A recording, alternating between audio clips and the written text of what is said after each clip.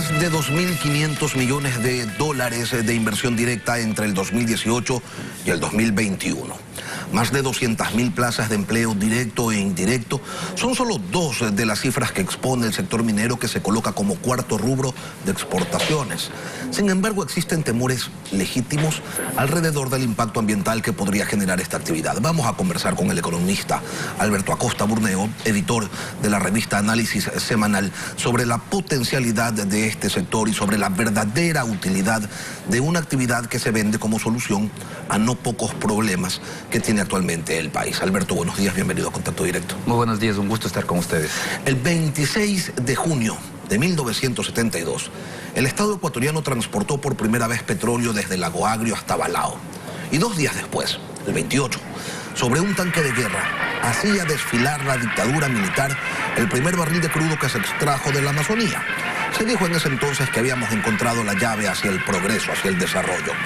Ya mismo, en unos pocos meses, serán 50 años de vida petrolera del Ecuador, y en lugar del desarrollo nos encontramos cada vez más dependientes del oro negro. Hoy la minería se presenta como opción. ¿Cuáles son los datos más importantes que presenta este estudio de impacto económico de la actividad minera que ustedes han desarrollado? Bueno, estamos frente a un nuevo boom, el boom minero, y sucede por dos factores que confluyen. Por el lado de la demanda mundial, el mundo transita hacia un cambio tecnológico, a una transición energética, energías limpias. Y eso hace que se incremente la demanda de minerales. El Ecuador, por otro lado, tiene reservas de clase mundial. Tenemos el segundo mayor descubrimiento de cobre de la última década. Cascabel, exactamente. Entonces, eso hace que, por un lado, la demanda en el mundo de minerales sube aceleradamente por la transición ecológica. El precio del cobre se ha duplicado en los últimos meses. Y el Ecuador, en cambio, tiene reservas muy importantes por explotar. ¿Qué significa la minería para el país? ¿Qué puede significar? A nivel de inversiones, solamente en los 12 mayores proyectos mineros que están más avanzados, estamos hablando de más de 20.000 millones de dólares en inversiones. A nivel de exportaciones, las exportaciones mineras pueden pasar a representar más de 9.000 millones de dólares por año en 2028. Esto significa que, dependiendo de lo que pase en el petróleo, podría ser ya no el cuarto producto de exportación, sino que pase a ser el primero, incluso superando al petróleo. Rentas para el Estado. Podría generar 2.300 millones de dólares en rentas para el Estado, también a partir de por año, a partir de 2028. Entonces vemos que el potencial de generar ingresos es muy elevado, sumado a un potencial de generar empleo. Para 2028 se incrementaría el empleo minero directo en más de 440.000 plazas, generando bienestar. El desafío, y como tú bien lo mencionas de un inicio, el desafío es cómo se usan estas rentas y aprender de las experiencias que tuvimos con el petróleo. Ahora, las inversiones son importantes, pero son importantes porque los retornos son espectaculares.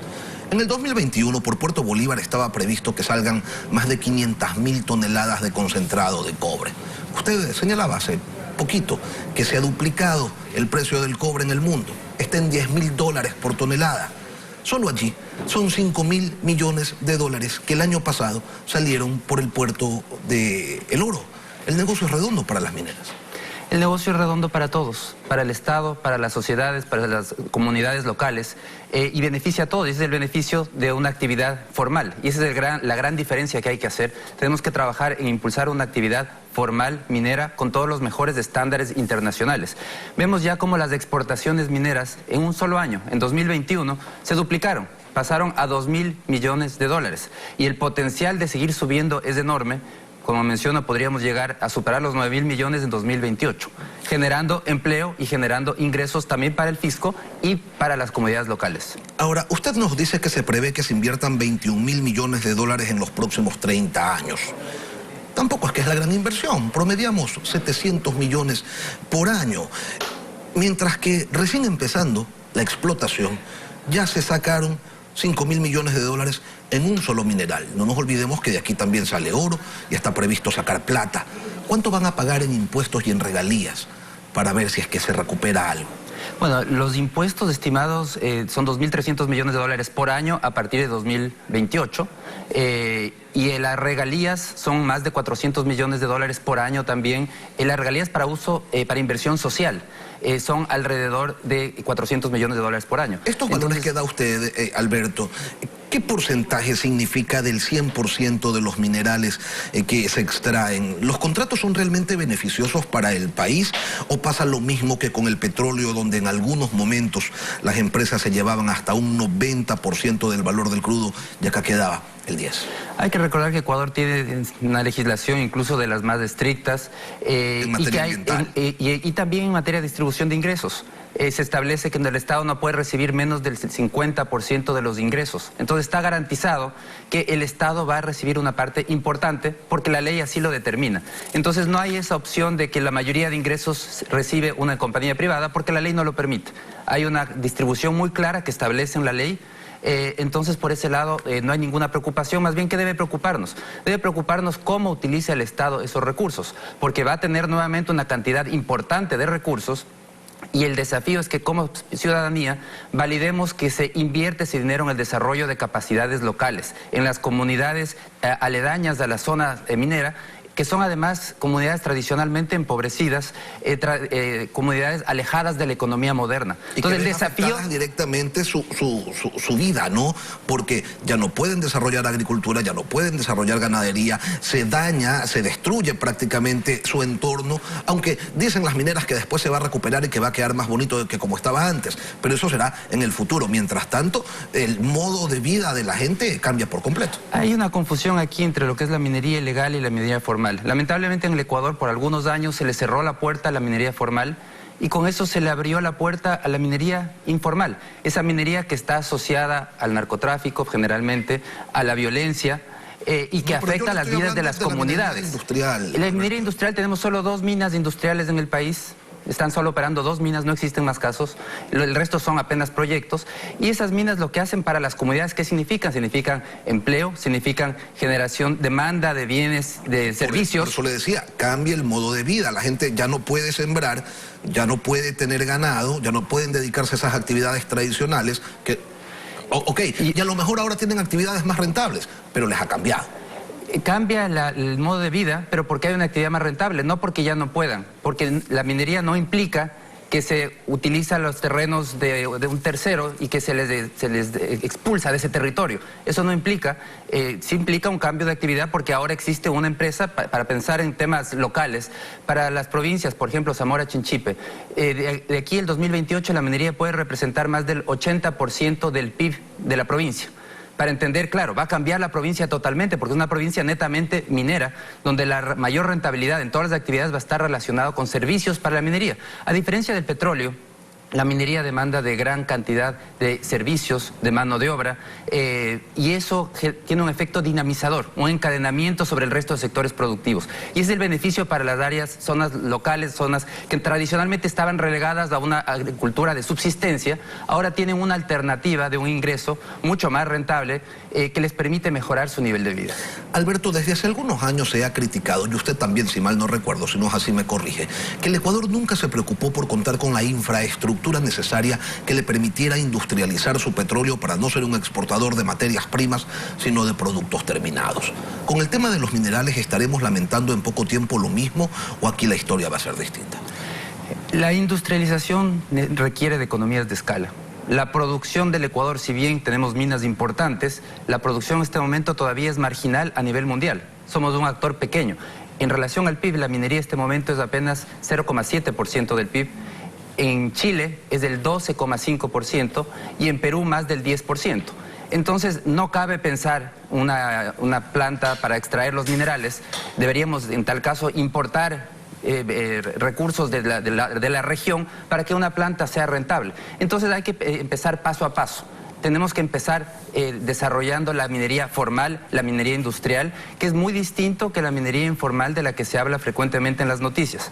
Estamos hablando de una minería que debemos aplicarla con los mejores estándares internacionales y comparándonos con casos de éxito, como por ejemplo el Canadá, un país eminentemente minero, que tiene prácticas de primer orden y que ese es el tipo de prácticas que debemos copiar en el país. Cuando dice hay que ir paso a paso y tomando en cuenta que tenemos el segundo mayor yacimiento descubierto en el mundo en los últimos años, se refiere a que la industrialización no debe salir tampoco del radar. Habría que ver en su momento, pero con la producción que tenemos no tenemos las economías de escala. Al día de hoy no tenemos las economías de escala y hay que ver si incluso con la producción del país es suficiente. Una industrialización de los minerales se requiere probablemente de importar el material en bruto de otros países. No es suficiente solamente industrializar lo que produce un país. Esas son industrias muy grandes que requieren de inversiones gigantescas y sobre todo alcanzar el beneficio de las economías de escala. Ahora, la minería industrial dice que ellos sí hacen minería responsable, que los contaminadores son los otros, los pequeños, los informales, que no importa si operan en fuentes de agua porque ellos el agua que utilizan la devuelven más limpia de lo que la tomaron, y que si alguien tiene duda que le pregunte al Estado que le dio las concesiones y los permisos ambientales y que es además el encargado de controlarlos. Lo cierto es que hay temores legítimos de que esta actividad pudiera generar un daño en la naturaleza, en la economía agrícola, y este es un país que exporta banano, camarón, agua, los valores no son menores, y también el agua de consumo humano. ¿Cuánto de esta inversión importante que realizan las empresas mineras, Alberto, está destinado a la buena práctica de la actividad, a la protección del medio ambiente? Bueno, lo importante aquí es garantizar que a través de los controles de primer orden, regulaciones con estándares internacionales, se garantice una actividad amigable con el ambiente, que garantice la no contaminación. Ese es el problema, pues Alberto, hemos visto hace pocos días cómo a cielo abierto, en el lecho de un río, le meten 80 maquinarias gigantescas a vista y paciencia de todo el mundo, y el Estado opera meses después de que... Ese es el problema, ese es exactamente el problema, Lenin, que el país les cierra la puerta a la minería formal, y la consecuencia es que le abre la puerta a la minería informal. La que vimos en Ecuavisa el día de ayer y toda esta semana es la minería informal. No ejerce de manera correcta los controles y no las ejerce con los informales, y con los formales vamos a ver, ojalá sí. Es que es el desafío. El país tiene que cerrarle la puerta a la minería informal. Tiene que haber una lucha frontal contra la minería informal que está asociada con el narcotráfico, con violencia y con elevados niveles de contaminación. En cambio, a la que tiene que abrir la puerta es a la minería formal, la minería que cumple con todos los estándares y que el Estado tiene que garantizar ese cumplimiento. Yo creo que es hora que como país nos veamos en el espejo de los casos de éxito, porque en el mundo sí hay minería responsable, funciona, hay países muy desarrollados, como el caso de Canadá, donde tienen proyectos, infinidad de proyectos mineros, minas de primer orden, con excelentes estándares. ¿Por qué el Ecuador tiene que verse siempre en los casos de fracaso, en el espejo de los casos que no funcionan? Yo creo que el Ecuador tiene que garantizar una actividad responsable, lo puede hacer, y es una oportunidad porque, como mencionaba, estamos frente a esta transición energética mundial que requiere de minerales. Ahora es el momento, ahora es cuando se requieren esos minerales y el Ecuador los tiene. Entonces tenemos que aprovechar, extraer esos recursos, generar riquezas con eso, invertir en capacidades locales, transformar las condiciones del país, haciendo una actividad responsable. Con toda esta potencialidad que usted ha expuesto, tiene la actividad minera en el país, ¿cuáles son los riesgos que para desarrollarse tiene al día de hoy? Bueno, hay desafíos importantes. Primero, una débil institucionalidad. Débil respeto a la propiedad privada, cambio de reglas frecuentes. Segundo, papeleo infernal, igual que en el resto de actividades del país. El lema de por qué hacerlo fácil si puede ser complicadísimo. Tenemos legislación que no es clara, una consulta previa que es una responsabilidad del Estado, pero que no se puede aplicar porque no existe la ley que establezca cómo aplicarla.